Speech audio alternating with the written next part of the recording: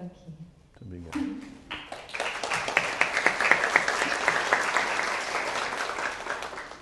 Bem, boa noite a todos.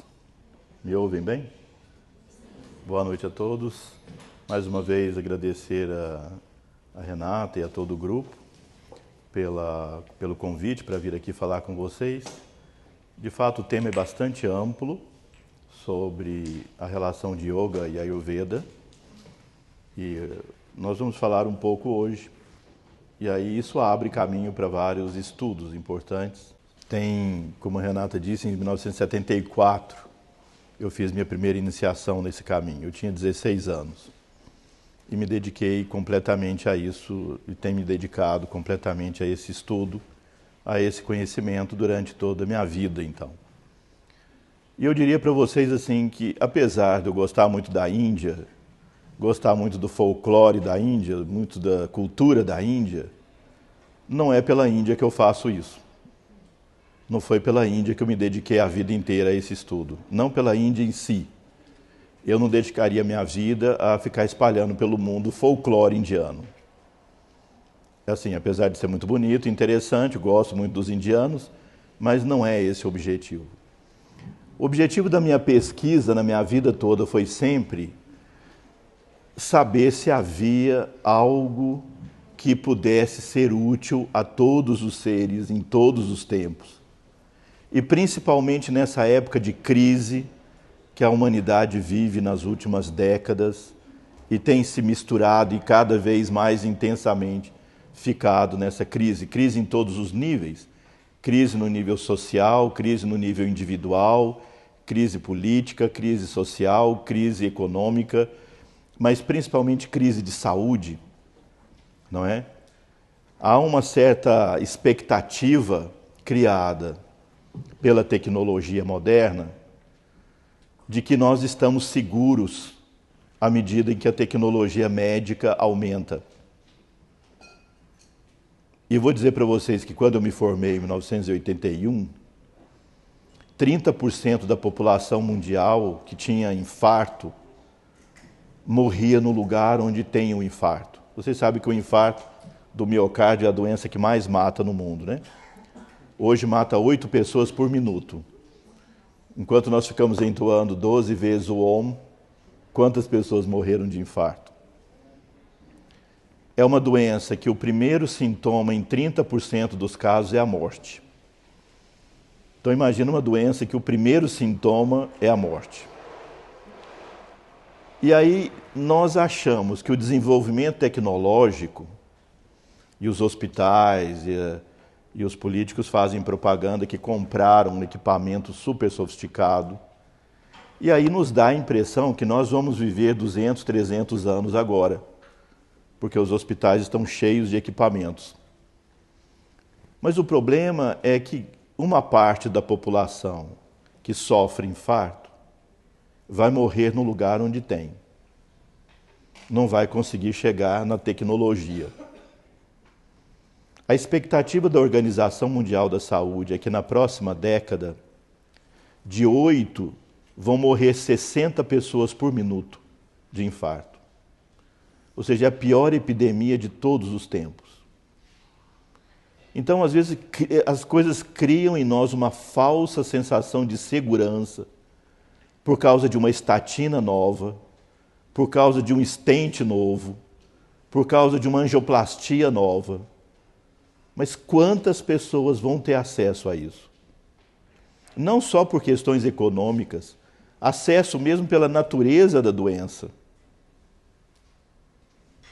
E ainda que, por exemplo, a segunda maior causa de morte no mundo, que é o câncer, ainda que tenha evoluído muito, eu acompanhei essa evolução, e hoje eu sou muito seguro com a quimioterapia atual, que antes matava mais do que o próprio câncer, evoluiu imensamente. Mas ainda assim, quantas pessoas morrem ou ficam numa situação complicada de vida por causa do câncer? Então, eu estou dizendo tudo isso, não é para mostrar ser uma coisa ameaçadora. É para dizer que a nossa humanidade, ela, como todo mundo sente, ela está num beco sem saída, numa infinidade de questões. E ainda mais, se nós pensarmos que saúde é um direito de todas as pessoas, e esse modelo tecnológico da saúde, ele não é possível de ser acessível a todos os seres, a todas as pessoas. Não há como. Nem o país mais rico do mundo, eu diria, os Estados Unidos, consegue dar saúde para todos. Vocês veem a qualidade da saúde nos Estados Unidos, que é péssima.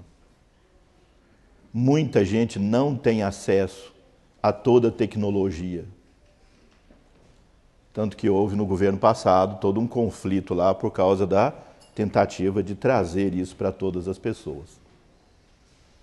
Então nós vivemos situações extremamente difíceis, mas com uma falsa impressão de que a tecnologia genética, de que a tecnologia farmacêutica vai nos livrar de tudo isso algum dia e nós vamos ficar menos doentes. Mas o que se prova pela história e pela estatística é o contrário. As doenças vão aumentando de forma epidêmica.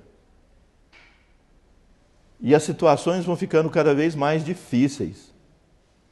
Se nós pensarmos no aspecto ecológico, então, da água potável, a água disponível, o alimento não contaminado, então nós vivemos situações extremamente difíceis. Então eu disse, quando eu busquei esse conhecimento que vem da Índia, não foi com a intenção de me vestir como indiano, que até esse colete aqui é indiano, mas não foi com essa intenção.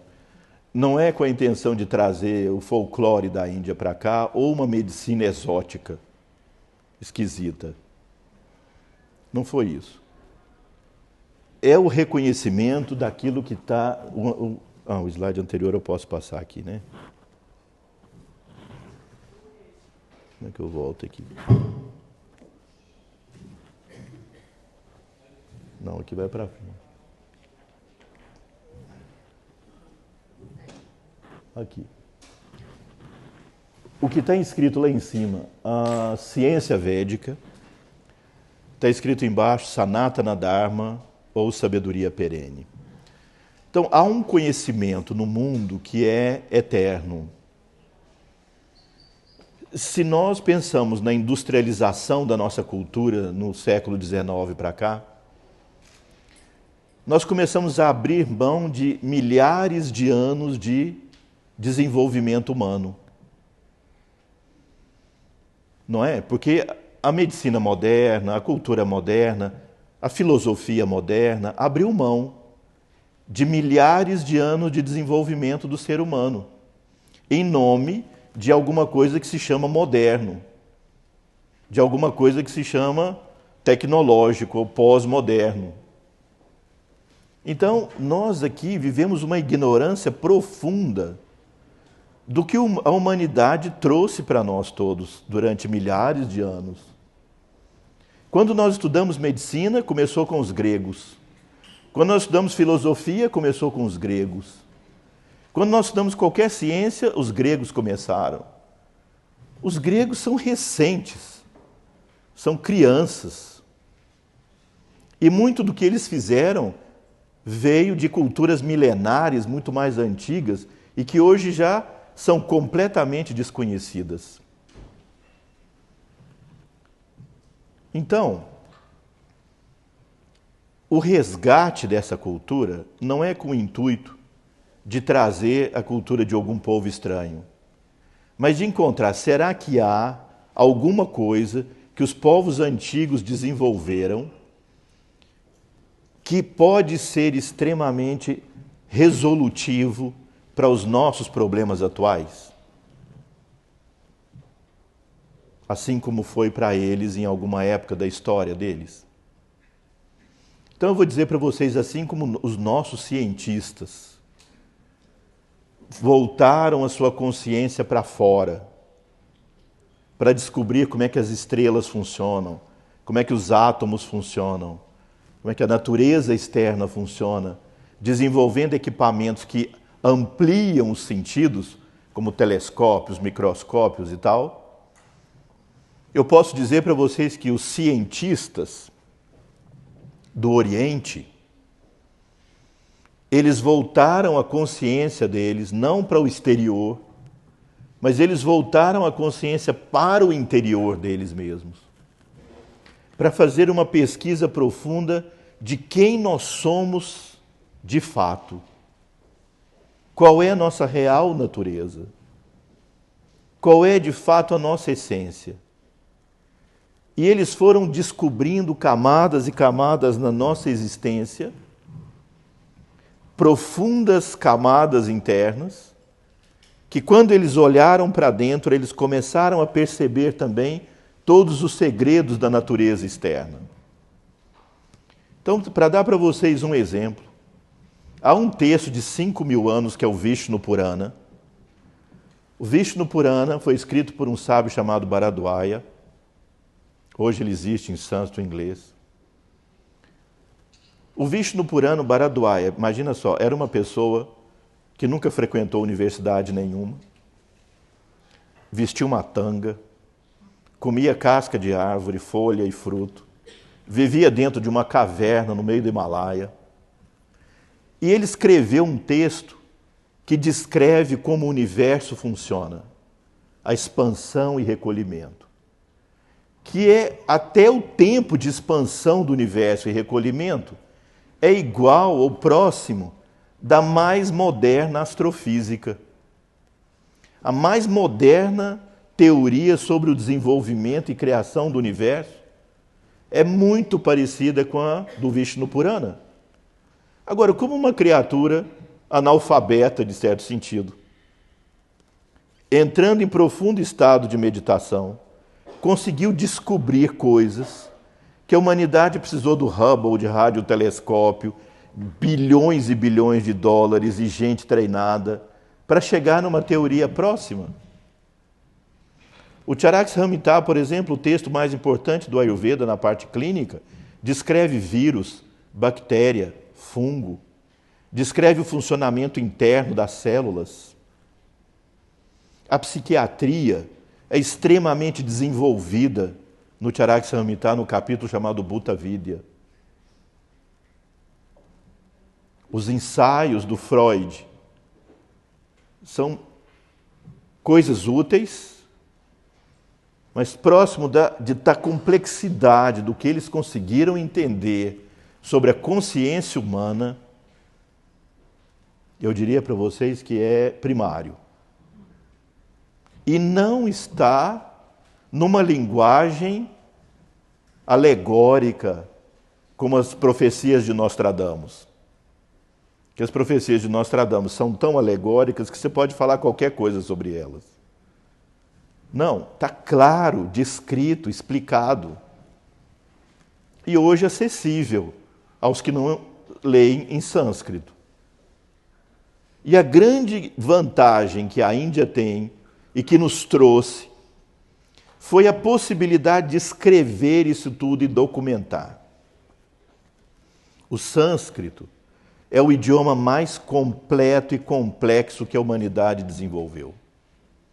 Ele consegue descrever as minúcias e transcendências da filosofia com uma linguagem extremamente precisa.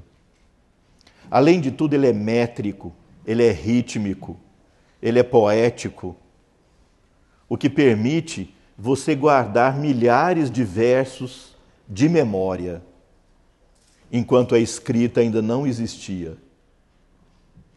E quando a escrita passou a existir, se documentou em papel, em papiros na época, toda essa ciência que um dos sábios do Ocidente, chamado Aldous Huxley, aquele que escreveu O Admirável Mundo Novo, já prevendo essa vida mecânica que a gente levaria hoje, não é? Foi um estudioso do Bhagavad Gita e das Upanishads. Ele cunhou essa sabedoria de perene, ou seja, ele cunhou o Sanatana Dharma de sabedoria perene. É uma sabedoria útil para a humanidade toda em todos os tempos, não corruptível pelo tempo e que não separa os seres e aproxima a todos os seres. O fato de ter sido escrito nos facilitou muito e nos trouxe isso até hoje. O Egito desenvolveu uma cultura semelhante. Os árabes desenvolveram, a China desenvolveu, os nossos índios brasileiros desenvolveram, os maias, os astecas, todos eles desenvolveram. O problema é que se você olha para essas civilizações hoje, você vê as ruínas. Na Índia você vê isso vivo ainda, não na Índia toda. Porque isso não é ainda para... Todos não conseguem ainda captar a transcendência disso. Mas você vê ilhas de excelência espiritual e de conhecimento vivos na Índia como há 5.000 anos atrás. E isso inspira soluções para a nossa humanidade atual. Soluções para resolver os nossos problemas. E principalmente o nosso problema maior. Que o nosso problema maior não é um problema ecológico ou existencial nesse planeta. É um problema existencial com a nossa vida. Uma angústia existencial. O que eu estou fazendo exatamente? Quem eu sou? Qual é a minha real natureza? O que eu estou buscando de fato? Soluções para... arruma isso aqui que ele está meio... Uhum. Soluções tecnológicas como essa, que precisa da mão humana, não é? Obrigado. Para fazer isso funcionar. Agora sim, agora melhorou. Para fazer isso tudo funcionar. Então, por exemplo, nos livros de medicina que eu estudei na minha faculdade, se eu passar isso para os meus netos hoje, não vai servir para nada. Meu livro de patologia, de fisiologia, de farmacologia, então, não vai servir para nada. Só para falar assim, olha que história bonita, antiga. Porque a ciência muda muito rapidamente. Porque a ciência nossa é baseada em teorias sobre fenômenos. Alguém vê o fenômeno e inventa uma teoria para explicar. Mas aí vem alguém depois e põe outra teoria.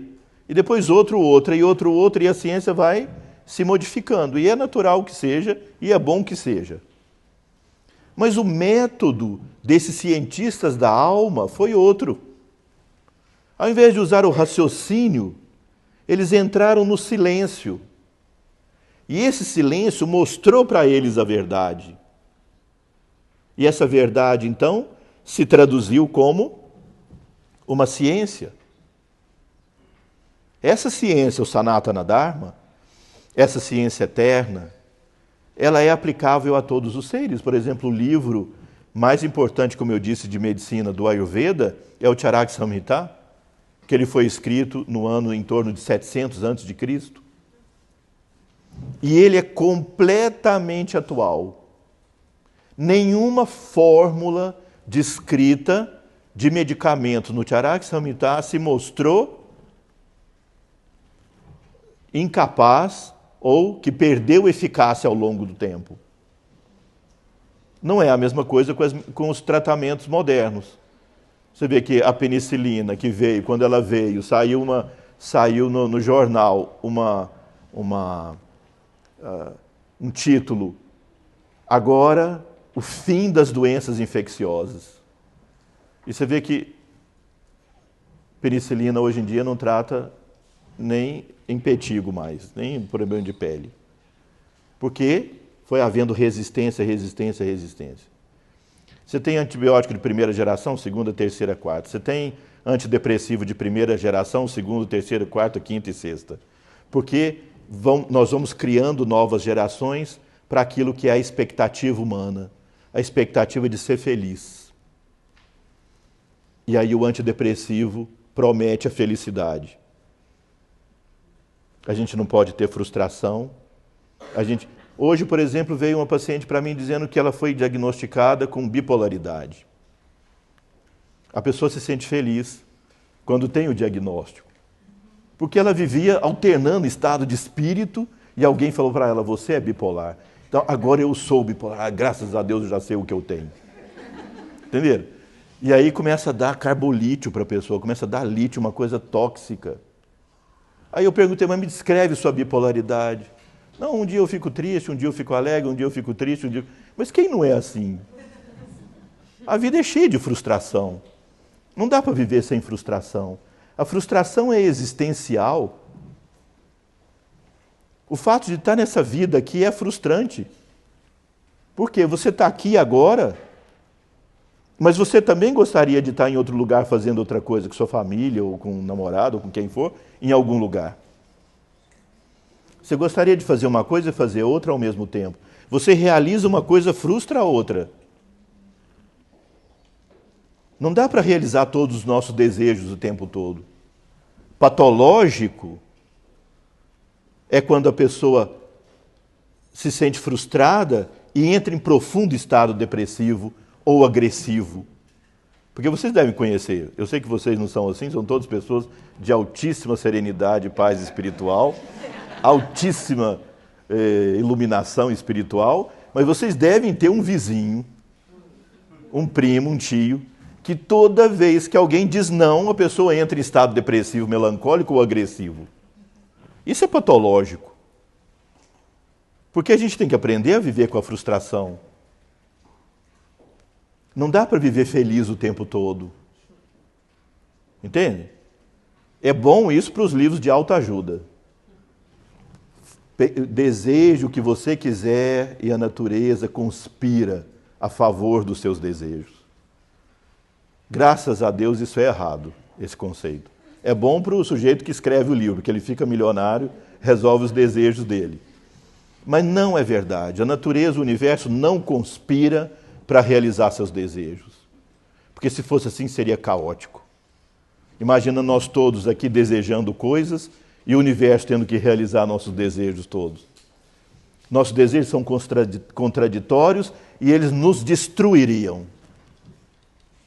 Nossos desejos nos destroem se nós realizamos todos. Concordam comigo? Na vida é assim, eles nos destroem. Por isso é que a natureza construiu o princípio da doença. Porque a doença é uma maneira de barrar o sentido de realizar todos os seus desejos sem adoecer. Só o céu, inventado por muitas pessoas, é que cria uma situação assim. Por exemplo, um céu que você vai poder comer de tudo e não vai ficar diabético. Você não vai engordar. Pensa bem, esse céu deve ser maravilhoso. Você come todos os doces, come tudo que quiser, todo desejo que você tiver, você faz, e aí você não engorda, você não adoece, você não tem colesterol alto, não infarta. A natureza criou limites para isso. Não é? Então, eu quero dizer para vocês rapidamente aqui, passar um pouco mais isso. Essa cultura védica, como ela é chamada, porque ela foi descrita através dos textos védicos, ela é uma cultura eterna. É claro que nos Vedas tem coisas também que são próprias daquele povo que já não servem mais para a nossa era. Assim como na Bíblia você encontra várias coisas que era própria do povo judeu daquela época, naquelas circunstâncias, e que não é mais útil para nós hoje em dia. E que se nós adotarmos isso, nós atrasamos a evolução da sociedade. Então nem tudo que está nos textos sagrados é eterno. Entende o que eu estou dizendo?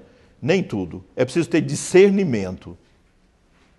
Por exemplo, no Manu Smriti, as leis de Manu, que fazem parte dos Vedas, consta o sistema de casta.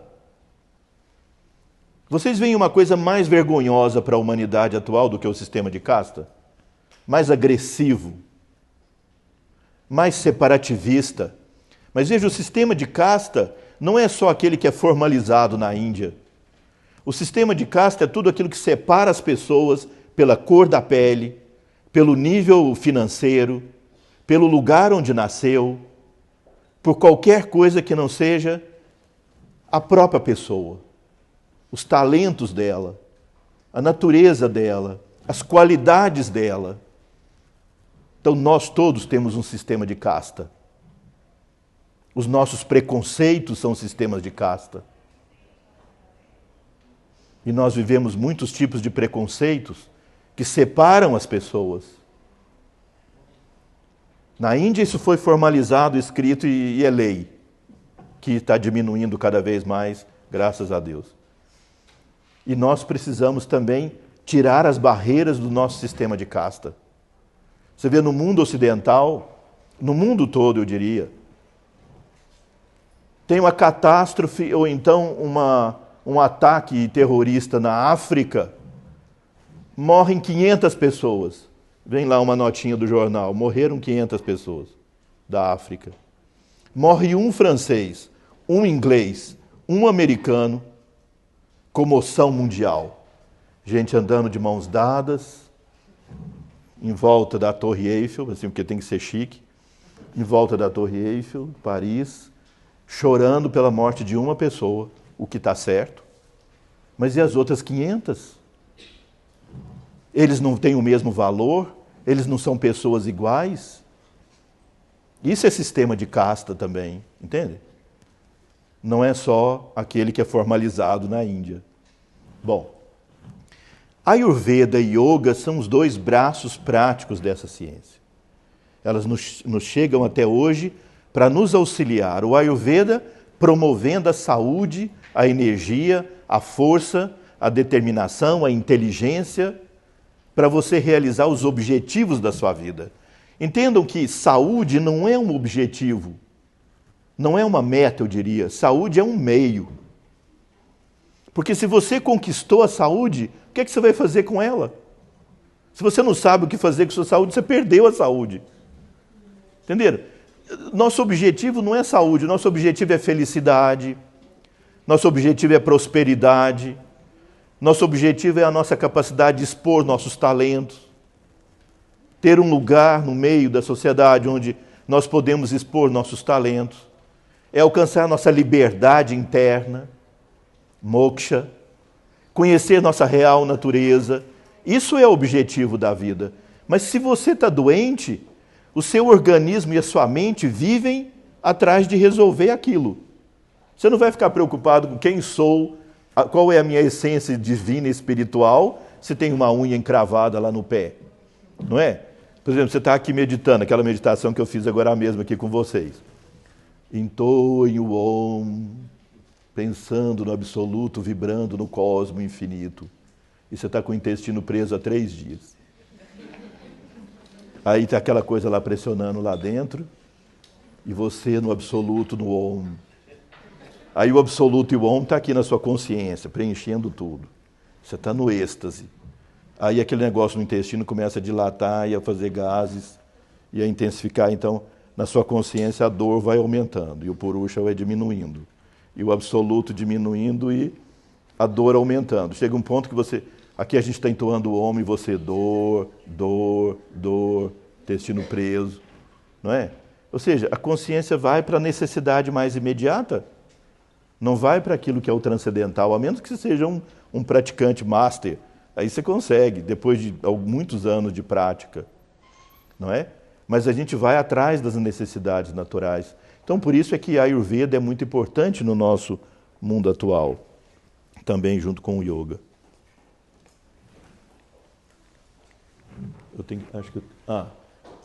Volta para aquele outro anterior. Esse. Então, um dos 4 Vedas é o Atharva Veda, e ele inclui também o conhecimento da astrologia, Jyotish, a ciência da luz. Dentro dos Vedas, a astrologia védica, o Jyotish, tem um status de maior importância do que o Ayurveda. E eu pretendo falar um pouquinho para vocês no final sobre o significado dessa visão da astrologia védica. O próximo, por favor. É dito que o Ayurveda e o Yoga foram revelados divinamente e não desenvolvidos por experimentação. Como é que eles foram revelados? Aqui é uma coisa simbólica de Brahma, o Deus Criador, ensinando a Ayurveda a Prajapati. Prajapati é o símbolo do Adão cósmico, assim para trazer para a nossa linguagem. Uma vez eu estava num congresso na Europa, e aí eu estava com os colegas lá, uns cientistas que estudam também o Ayurveda, mas do ponto de vista bem bioquímico moderno, e eu gosto de manter essa tradição védica mesmo na ciência. Daí eu perguntei para eles, assim, indo de van, de ônibus lá para o lugar do congresso, que a gente ia fazer uma conferência, eu perguntei para eles como é que vocês acham que o Ayurveda foi desenvolvido. Eles falaram como qualquer outra ciência, por experimentação, observação da natureza, experimenta isso, experimenta aquilo. Eu falei, então tá, espera um pouco, eu vou fazer minha conferência daqui a pouco. Aí eu coloquei na conferência, como é que vocês acham que o Ayurveda foi desenvolvido? E eles falaram, assim, o público falou a mesma coisa. Aí eu falei, bom, vou mostrar para vocês um exemplo. Uma grande erva do Ayurveda se chama gugul, Comífera mucula. É uma resina tirada de uma árvore que se encontra em lugares muito plácidos e calmos da Índia, como o Afeganistão, o Paquistão. Lugares calmos, você fica ali assim debaixo daquela sombra que não dá muita sombra, porque é uma planta toda rústica, cheia de espinho, mas você está ali plácido, ali assim, passa um caça, um míssil, um tanque de guerra passando por ali perto. Mas se você tiver tempo, tira a resina dessa planta. Se você usar, você morre imediatamente. Pura como ela sai da planta, morre. E ela, da forma que é preparada, é um dos mais potentes remédios para tratar qualquer tipo de doença autoimune. Por isso o Ayurveda é famoso no tratamento de doenças autoimunes, por causa dessa comífera, que é a resina do gugul.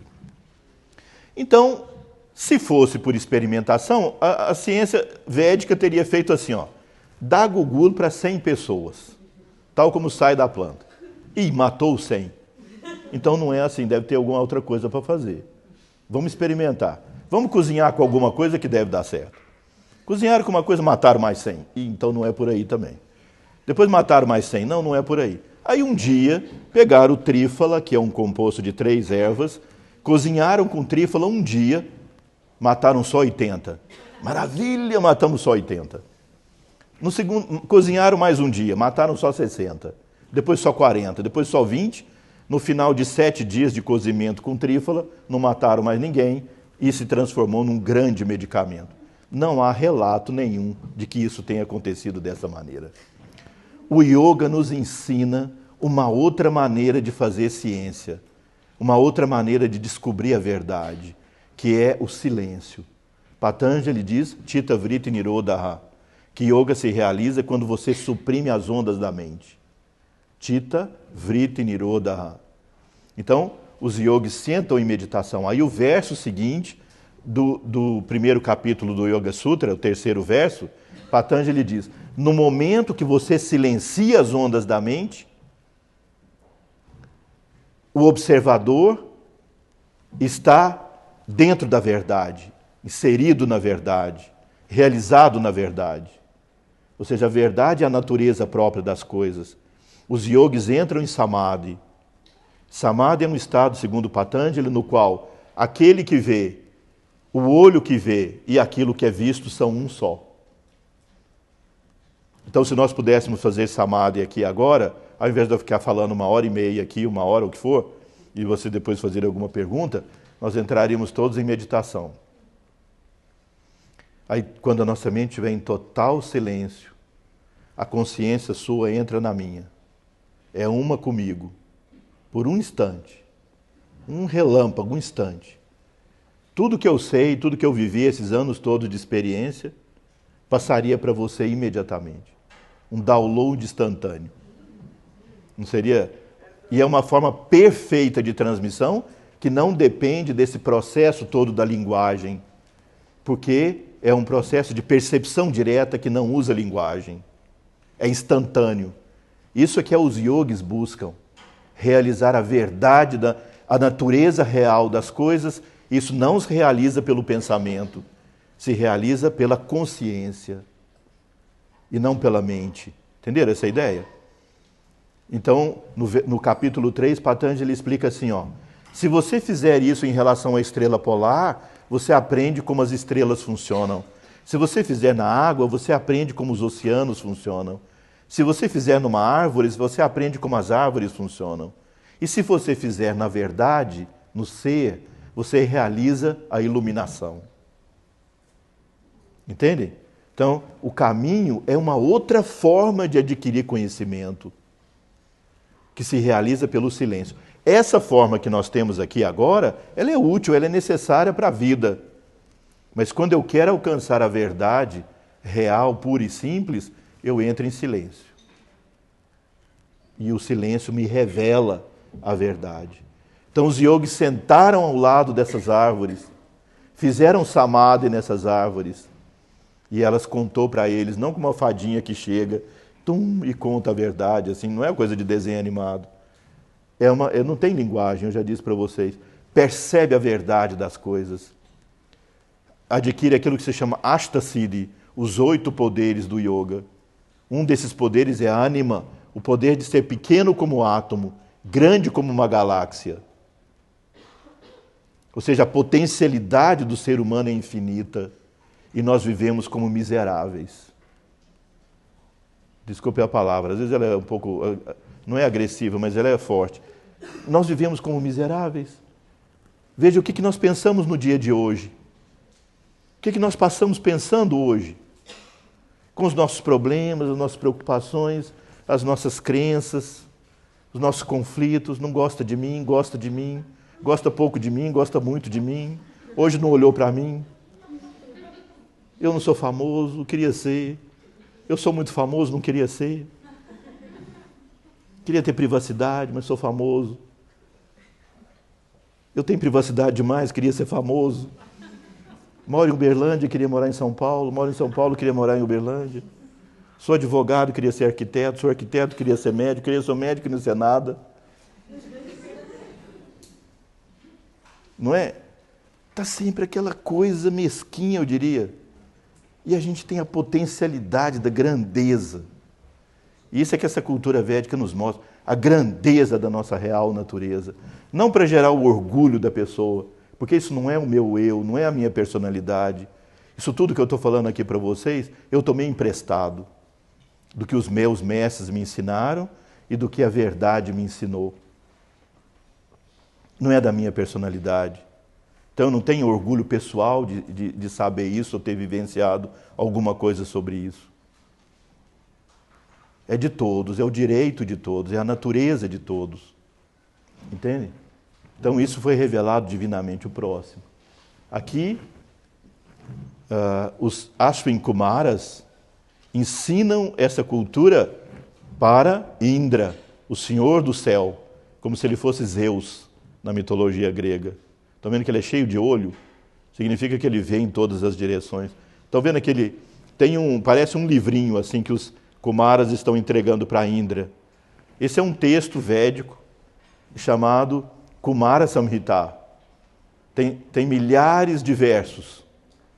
Ele está lá no céu. Se vocês quiserem ir lá, vocês vão acessar esse texto, poder ler lá no céu. Depois escreveram coisas baseadas nele. Próximo. Dhanvantari, o grande ser que a divindade mandou para essa terra para ensinar essa sabedoria perene. Próximo.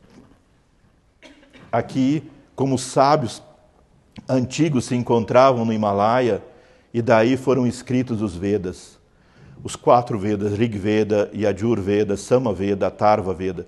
São milhares e milhares e milhares de versos. Não dá para você estudar realmente os 4 Vedas numa vida só. Nem que você comece muito jovem. Não é? É de uma extensão imensa sobre todas as formas da cultura humana, da dança, da música, da poesia, da métrica, da gramática, da rima, do ritmo, de filosofia, de ciência, de várias formas de filosofia, de arquitetura, infinitamente. Próximo. Bom, aí passa tudo isso aqui, por favor. Pode preencher. Isso aqui é só um resumo do que é a literatura védica, os 4 Vedas, com suas várias partes, só para mostrar para vocês que é extensíssimo isso. E aí vocês veem a astrologia, vocês veem a arte da guerra, a dança, a gramática, tudo isso estudado dentro dessa visão. Próximo. Completa essas coisas todas que estão aqui no meio. Pode passando mais um. Isso. Mais um. Mais o próximo. Isso. E isso aqui é o que importa realmente para nós. Na visão védica, nós somos formados por aqueles elementos descritos ali. Nós temos um corpo, que é chamado Sharira. Nós temos o prana, que é uma energia vital e inteligente. Vamos discutir isso aqui um pouquinho. Quando a gente estuda no colégio como é que a vida surgiu na Terra, a vida surgiu por um acidente de reações químicas, não é? Estava lá uma sopa de carbono, hidrogênio, oxigênio, nitrogênio, e elas foram se juntando até formar uma molécula de DNA milhões de anos depois. A chance matemática disso ter acontecido é zero. É zero. Não há como a vida ter surgido na Terra por acidente, por obra do acaso. Não estou dizendo isso por um crente, estou dizendo isso pela matemática. Não tem possibilidade. A possibilidade matemática é a mesma de um furacão passar por um ferro velho e produzir um Boeing 707 capaz de voar. Isso os matemáticos já fizeram, essa conta. Não dá. Então a vida não surgiu assim.